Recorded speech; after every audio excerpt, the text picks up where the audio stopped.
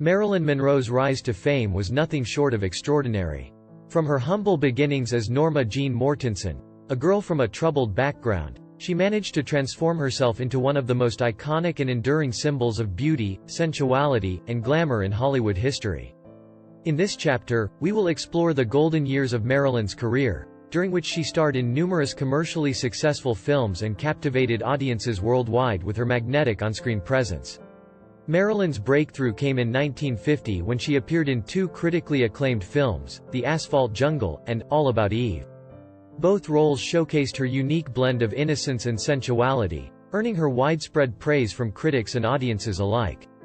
This newfound recognition led to a series of leading roles in the early 1950s, including Niagara, 1953, Gentlemen Prefer Blondes, 1953, and How to Marry a Millionaire, 1953. In Niagara, Marilyn played the role of a femme fatale, a departure from her more typical, dumb blonde characters. The film, a film noir thriller, was a box office success and further established her as a leading lady in Hollywood. It was her role as Lorelei Lee in Gentlemen Prefer Blondes, however, that truly catapulted her to superstardom. The film, a musical comedy, showcased Marilyn's comedic timing and singing abilities, including her unforgettable performance of the song, Diamonds Are a Girl's Best Friend. The film was a massive hit, both critically and commercially, and solidified Marilyn's status as a bona fide movie star. Following the success of Gentlemen Prefer Blondes, Marilyn starred in How to Marry a Millionaire, alongside Lauren Bacall and Betty Grable.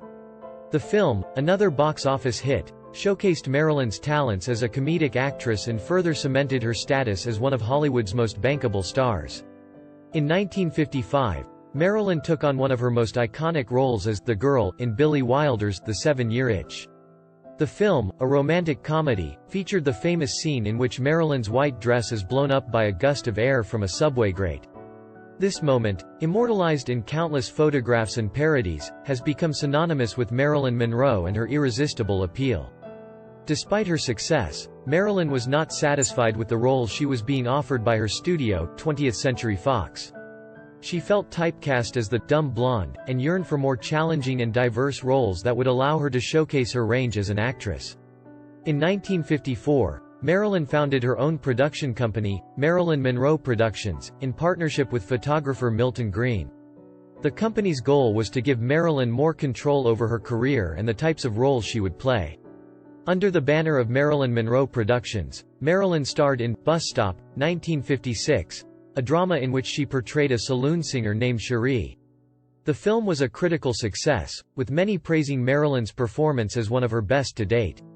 This was followed by The Prince and the Showgirl, 1957, a romantic comedy in which Marilyn starred opposite Laurence Olivier, who also directed the film. Despite tensions between the two stars during production, the film received positive reviews and further demonstrated Marilyn's acting abilities.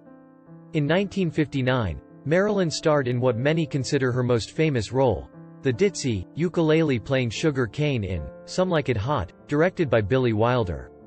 The film, a screwball comedy, follows two male musicians, played by Tony Curtis and Jack Lemmon, who disguise themselves as women to escape the mob after witnessing a murder.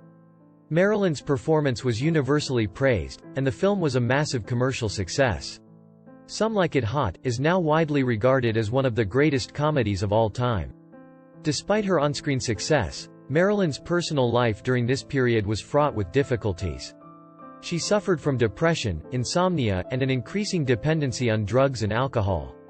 Her marriages to Joe DiMaggio, a legendary baseball player, and Arthur Miller, a Pulitzer Prize-winning playwright, both ended in divorce, and she struggled with the pressures of fame and the constant scrutiny of the media. Marilyn's final completed film, The Misfits, 1961, was a drama that featured a screenplay by her then-husband, Arthur Miller. The film, which also starred Clark Gable and Montgomery Clift, was a critical success but a commercial disappointment. Despite her personal struggles, Marilyn's performance in the film was lauded, showcasing her dramatic range and ability to convey complex emotions on screen. Throughout the golden years of her career, Marilyn Monroe captivated audiences with her undeniable charisma, talent, and beauty. She became a symbol of Hollywood glamour and an icon of femininity, challenging societal norms and expectations surrounding female sexuality. Her work in films such as Gentlemen Prefer Blondes, The 7-Year Itch, and Some Like It Hot remains influential and celebrated to this day. However, Marilyn's rise to fame was not without its challenges. Behind her radiant smile and bombshell persona, she was a deeply vulnerable and insecure woman, haunted by the demons of her past and the pressures of her extraordinary fame. In the next chapter, we will delve deeper into Marilyn's most iconic film roles and performances, exploring the nuances of her on-screen presence and her lasting impact on the world of cinema.